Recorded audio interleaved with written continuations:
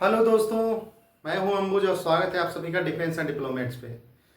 तो दोस्तों, कहा जाता है कि आप किसी के लिए कब्र खोदेंगे तो आपके लिए भी कहीं न कहीं कब्र खोद रही है। ये सटीक बैठ रहा है यूरोपियन देशों के लिए। यूरोपीय देश कई सौ साल तक गरीब देशों को, अफ्रीकी देशों को, एशियाई देशों को लूटा, उनमें फूट डाला, राज करने का प्रयास किया, उनका शोषण किया, दोहन किया और खुद सुपर पावर बन गए। लेकिन समय बदलता है, परिस्थितियां बदलती हैं।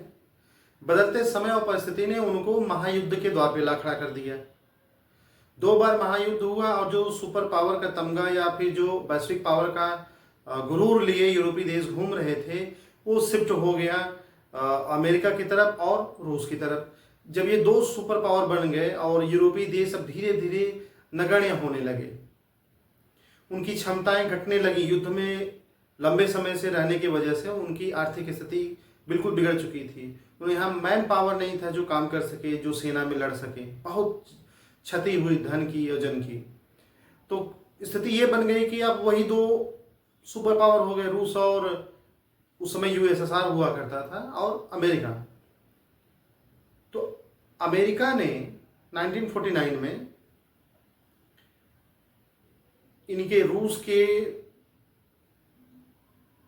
डर को दिखा दिखा के यूरोपियन देशों को नाटो का संगठन बनाया। नाटो संगठन बना और बढ़ता गया। इसमें नए नए सदस्य जुड़ते गए। इनको जो है साम्यवाद का, यूएसएसआर का भय दिखा के, इनको शक्ति का लालच दे करके, अमेरिकी टेक्नोलॉजी और पावर का, फाइनेंस का लालच दे करके उनको जो है अपने समूह में जोड़ता गया। यूएसए की एक पॉलिसी है कि वो किसी भी देश के साथ जब जुड़ता है तो उसकी इतनी मदद करता है कि वो पंगु बन जाए। उसे आश्वासन देता है कि मैं आपकी रक्षा करूंगा, मैं आपका हेल्प करूंगा, मैं आपको फाइनेंशियल सपोर्ट करूंगा।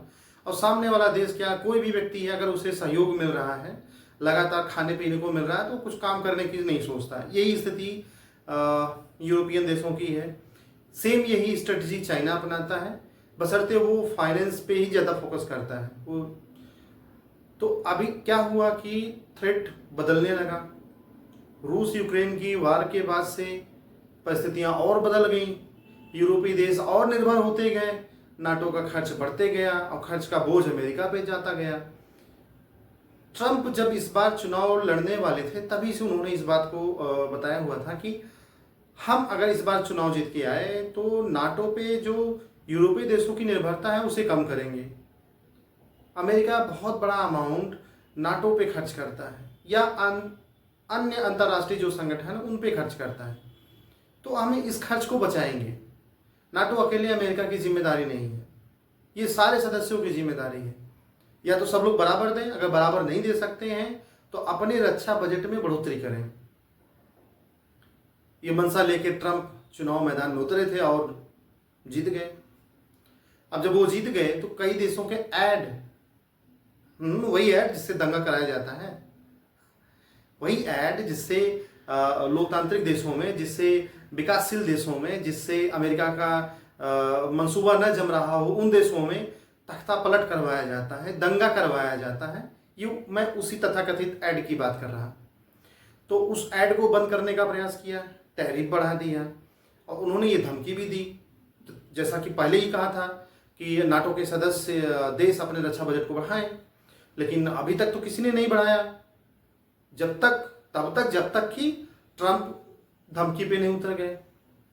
अच्छा, ये ट्रंप को धमकी देने की जरूरत भी नहीं पड़ती। यूक्रेन को धमकाया, बाकी अपने आप समझ गए। अब देखिए, रूस का जो खतरा है यूरोप पे, वो तब भी जैसा था आज भी वैसा ही है। रूस एक बफर जोन चाहता है नाटो के और रूस के बीच में। अगर यूक्रेन नाटो में शामिल होने की जिद नहीं करता तो शायद रूस उस पर हमला भी नहीं करता, क्रीमिया तक संतुष्ट रहता। लेकिन यूक्रेन का जिद, रूस की मजबूरी और यूरोप का पीछे हट जाना, बर्बादी यूक्रेन की हो गई। अब इतनी भयंकर बर्बादी को देखने के बाद जो यूक्रेन से सटे हुए अन्य यूरोपीय देश हैं उनमें भय का माहौल है, वो भी नाटो ज्वाइन कर रहे हैं। या कुछ जो ज्वाइन पहले से किए हैं वो अपना रक्षा बजट बढ़ा रहे हैं। अब आप जरा क्रम देखेंगे, धीरे धीरे करके डोनाल्ड ट्रंप ने नाटो के जो प्रमुख लीडर थे, यानी जो यूरोप के प्रमुख देश हैं, उनको किस तरह से इंसल्ट किया, ह्यूमिलिएट किया। इससे यह साबित होता है कि वो सारे के सारे देश तेजी से अपनी अर्थव्यवस्था को तो बढ़ा ही रहे हैं, साथ में उस अर्थव्यवस्था से एक बड़ा अमाउंट, ह्यूज अमाउंट डिफेंस पे खर्च कर रहे हैं।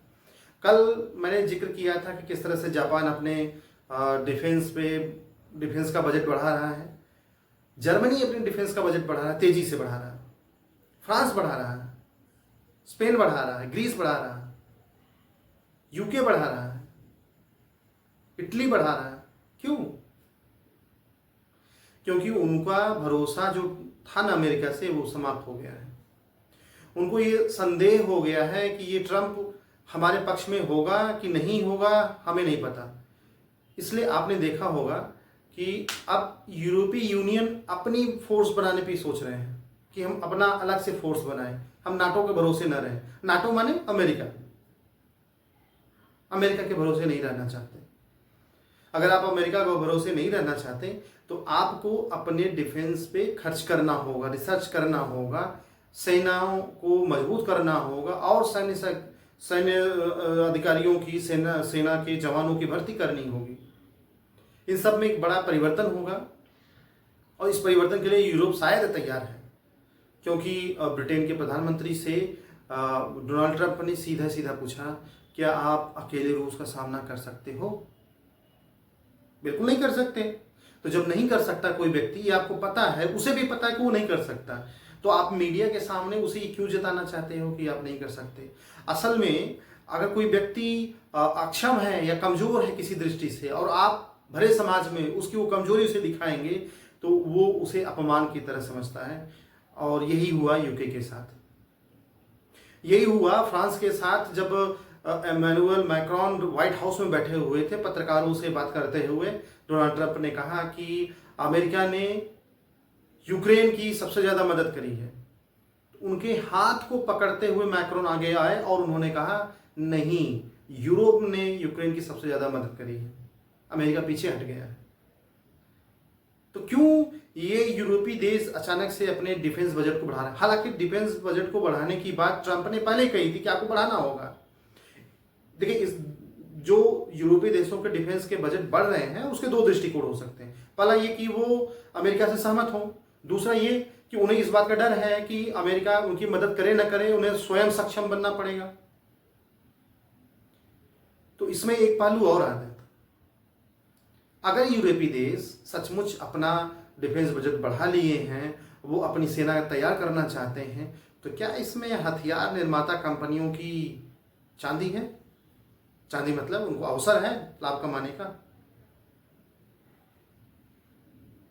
तो इसमें अगर हम अवसर देखें हथियार निर्माता कंपनियों की, तो सबसे ज्यादा अवसर तो अमेरिकी कंपनियां ढूंढेंगी।